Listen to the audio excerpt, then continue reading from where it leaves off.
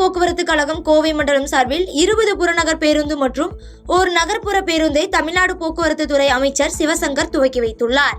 கோவை மேட்டுப்பாளையம் சாலை சாய்பாபா கோயில் பகுதியில் உள்ள புதிய பேருந்து நிலையத்தில் புதிய பேருந்துகளை துவக்கி வைத்த அமைச்சர் போக்குவரத்து கழக உறுப்பினர்களுடன் கலந்துரையாடி கோரிக்கைகளை கேட்டறிந்தார். இந்நிகழ்வில் செய்தியாளர்களிடம் பேசிய அமைச்சர் கோயம்புத்தூர் அரசு போக்குவரத்து கழகத்திற்கு உட்பட்ட உதகை, திருப்பூர், ஈரோடு ஆகிய பகுதிகளிலும் புதிய பேருந்துகள் மக்கள் பயன்பாட்டிற்கு வர உள்ளதாக தெரிவித்தார். மொத்தம் 7200 புதிய பேருந்துகள் தமிழக அரசால் வாங்கப்பட்டு மக்கள் பயன்பாட்டிற்கு கொண்டு வரப்பட உள்ளதாகவும் அதில் முதல் கட்டமாக 1000 பேருந்துகள் தேர்தலுக்கு முன்பாகவும் இந்த வாரத்திற்குள் 300 பேருந்துகள் பயன்பாட்டிற்கு வர உள்ளதாக கூறினார். மேலும் மின்சாரத்தில் இயங்கும் 500 பேருந்துகள் வாங்குவதற்கான திட்டம் அறிவிக்கப்பட்டு முதல் 100 பேருந்துகளுக்கான டெண்டர் கோரப்பட்டுள்ளதாகவும் விரைவில் டெண்டர் முடிக்கப்பட்டு முதல் 100 பேருந்துகள் சென்னையிலும் அடுத்த 400 பேருந்துகள் கோவை, திருச்சி உள்ளிட்ட நகரங்களிலும் பயன்பாட்டிற்கு வரும் என்று தெரிவித்தார். புதிய பேருந்துகள் மக்கள் பயன்பாட்டிற்கு வர இருக்கிறது. மொத்தம் 7200 புதிய பேருந்துகள் தமிழக அரசால் வாங்கப்பட்டு மக்கள் பயன்பாட்டிற்கு கொண்டு வரப்பட இருக்கிறது. அதில் முதல் கட்டமாக 1000 பேருந்துகள் தேர்தலுக்கு முன்பாகவும் இப்பொழுது இந்த வாரத்திற்குள்ளாக 300 பேருந்துகளும் வர இருக்கின்றன. அதனைத் தொடர்ந்து புதிய பேருந்துகளை அந்த பேருந்து தயாரிப்பு நிறுவனங்கள் தயாரித்து வழங்க மக்கள் பயன்பாட்டிற்கு கொண்டு வரப்படும். கடந்த அதிமுக ஆட்சி காலத்தில் அதிக பேருந்துகள் வாங்காததால் இருந்த அந்த பழைய பேருந்துகளை மாற்றுவதற்கான நடவடிக்கையாகத்தான் மாண்புமிகு தமிழ்நாடு முதலமைச்சர் அவர்கள் இந்த நடவடிக்கையை துவங்கியிருக்கிறார்கள். அதேபோல் பெருநகரங்களில், மாநகரங்களில் தாழ்தள பேருந்துகள் இயக்குவதற்கு மாண்புமிகு முதலமைச்சர் அவர்கள் உத்தரவிட்டு முதல் கட்டமாக சென்னையிலே அடுத்த வாரத்தில் அந்த பேருந்து பயன்பாட்டிற்கு வர இருக்கிறது. அதற்கு பிறகு கோயம்புத்தூருக்கும் அந்த பேருந்துகள் வர இருக்கிறது.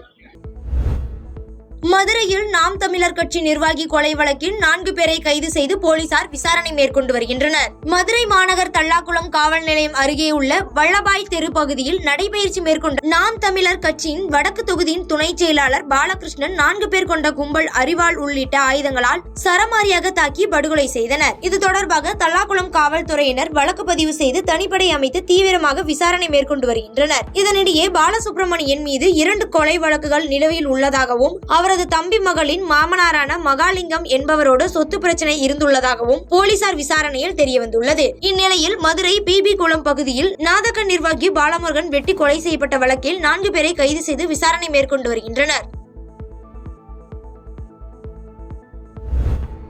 காஞ்சிபுரத்தில் புதிய செயற்கை கருத்தரிப்பு மையத்தை மக்கள் நல்வாழ்வுத்துறை அமைச்சர் மா சுப்பிரமணியன் துவங்கி வைத்தார். காஞ்சிபுரம் மாவட்டம் ஸ்ரீ பெரம்பத்தூர் அடுத்த தண்டலத்தில் இயங்கி வரும் சவிதா மருத்துவக் கல்லூரி மருத்துவமனையில் அதிநவீன வசதிகளுடன் கூடிய செயற்கை கருத்தரித்தல் மையத்தை தமிழக மக்கள் நல்வாழ்வுத்துறை அமைச்சர் மா சுப்பிரமணியன் துவங்கி வைத்தார். இந்நிகழ்வில் தமிழக காங்கிரஸ் கமிட்டி தலைவர் செல்வ பெருந்தகை, சவிதா பல்கலைக்கழக நிறுவனர் வீரையன் உள்ளிட்ட மருத்துவமனை நிர்வாகிகள் பலர் கலந்து கொண்டனர். பின்னர் செய்தியாளர்களை சந்தித்த செல்வ பெருந்தகை மின்கட்டண உயர்வுக்கு முன்னாள் அதிமுக ஆட்சியும் மற்றும் மத்திய அரசும் தான் காரணம் எனவும் உதயமின் திட்டத்தால் மத்திய அரசின் மூலமாக தான் கட்டண உயர்வு நடைபெற்றது என்றும் தெரிவித்தார். மின்கட்டண உயர்வு என்பது அம்மையார் ஜெயலலிதா அவர்கள் 2016 வரைக்கும் அந்த அம்மா முதலமைச்சராக இருந்தாங்க. அவங்க இருக்கிற வரைக்கும் உதயமின் திட்டத்தில் கையெழுத்திட மறுத்தார்கள். ஒன்றிய அரசு நிர்பந்தம் செய்தது. அவர் இறந்த பிறகு உதயமின் திட்டத்துல அடுத்து வந்த ஆட்சியாளர்கள் கையெழுத்து போட்டாங்க. கையெழுத்து போட்டு அதோடைய பாதிப்பு எங்க போய் முடிஞ்சிருக்குன்னா கண்ட்ரோல் எல்லாம் இப்போ ஒன்றிய அரசு கிட்ட போயிடுச்சு. அவர்கள் நிர்ணயிப்பதை தான் தமிழ்நாடு அரசே செய்யணும். மின்சார வாரியமோ டிரான்சிட்கோ அது யாரு கட்டுப்பாட்டுல இருக்குன்னா முழுமையா இப்ப அதிகாரத்தை ஒன்றிய அரசு எடுத்துக்கொண்டது. அதை பறி கொடுத்து விட்டார்கள். இப்பொழுது இந்த விலை மாற்றம் இருந்த போதிலும் தமிழ்நாடு முதலமைச்சரை காங்கிரஸ் பேரியக்கம் கோரிக்கை வைத்திருக்கிறது.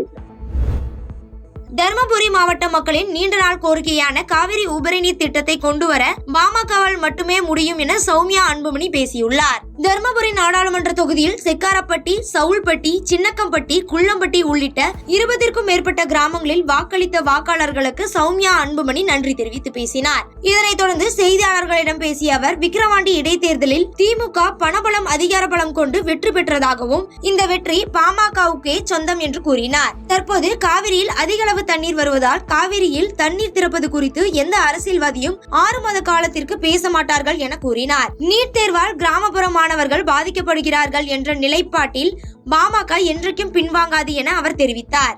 விக்கிரவாண்டி இடைத்தேர்தல் என்றாலே இடைத்தேர்தல் என்றாலே அது எப்படி நடக்கும் உங்க எல்லாருக்குமே தெரியும். அந்த மாதிரி தான் அது நடந்தது. இருந்தாலும் பாட்டாளி மக்கள் கட்சிக்கு தான் அது ஒரு அருமையான வெற்றின்னு நீங்க சொல்லலாம். ஏனென்றால் எந்த ஒரு அதிகார பலம், பணபலம், ஆள் பலம் எல்லாவற்றையும் மீறி நாங்க எந்த இடைத்தேர்தலிலும் வாங்காத ஒரு வாக்குகளை பாட்டாளி மக்கள் கட்சி இந்த விக்கிரவாண்டி இடைத்தேர்தலில் பெற்றிருக்கிறது என்றால் உண்மையான வெற்றி பாட்டாளி மக்கள் கட்சியோட இடைத்தேர்தல் வெற்றின்னு தான் நீங்க கருத வேண்டும். தான் இருக்கிறோம். கண்டிப்பா திறந்து விடணும்னு பாத்தீங்கன்னா கர்நாடகால அணைகள்ல பாத்தீங்கன்னா 104 டிஎம்சி தான் அவங்க சேர்த்து வைக்க முடியும். ஏற்கனவே 80 டிஎம்சி வந்துடுச்சு. தினம் 3 டிஎம்சி தண்ணி வந்துட்டு இருக்குது. ஏன்னா தண்ணி மழையும் அதனால தண்ணி வந்துட்டே இருக்குது. இன்னும் 10-15 நாள்ல தானாவே நிரம்பிடும். வேற வழியில 104க்கு மேல எப்படி கொள்ளளவு இருக்கும். அப்ப கண்டிப்பா திறந்து விட்டுதான் ஆகணும். அப்ப ஒரு 6 மாசத்துக்கு அதை பத்தி யாரும் பேசக்கூட மாட்டாங்க. காரைக்கால் அரசு பள்ளியில் பயிலும் 8ஆம் வகுப்பை சேர்ந்த 2 மாணவர்கள் காணாமல் போன நிலையில் காவல்துறையினர் 5 மணி நேரத்தில் மீட்டு பெற்றோரிடம் ஒப்படைத்தனர். புதுச்சேரி மாநிலம் காரைக்கால் மாவட்டத்தில் அமைந்துள்ள தந்தை பெரியார் அரசு மேல்நிலைப் பள்ளியில் 8ஆம் வகுப்பு படிக்கும் கார்த்திகேயன் மற்றும் சிவராஜகோபாலன் என இருவரும் ஒரே வகுப்பில் படித்து வருகின்றனர். இந்த நிலையில் சிவராஜகோபாலன் தன்னிடம் பேசவில்லை என்று கூறி கார்த்திகேயன் தனது கையை அறுத்துக் கொண்டுள்ளார். இதில் அவருக்கு லேசான காயம் ஏற்பட்டது. உடனடியாக கார்த்திகேயன் பெற்றோரிடம் பள்ளி நிர்வாகம் புகார் தெரிவித்த நிலையில் பள்ளி விடும்போது கார்த்திகேயன் வீட்டிற்கு செல்ல பயந்து கொண்டு கார்த்திகேயன் மற்றும் சிவராஜகோபாலன் இருவரும் வீட்டிற்கு செல்லாமல் வெளியே சென்றுள்ளனர். இந்த நிலையில் இரவு வரை வீட்டிற்கு இருவரும் வராததால் பெற்றோர்கள் காரைக்கால் நகர காவல் நிலையத்தில் புகார் அளித்தனர்.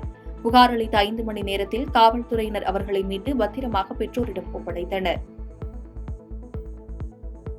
பாதகம் செய்பவரை கண்டால் நாம் பயங்கொள்ளலாகாது பாப்பா, மோதி மிதித்து விடு பாப்பா, அவர் முகத்தில் உமிழ்ந்து விடு பாப்பா. அண்மை செய்திகளை உடனுக்குடன் தெரிந்து கொள்ள இணைந்திருங்கள் இயம்நாடு தொலைக்காட்சியுடன்.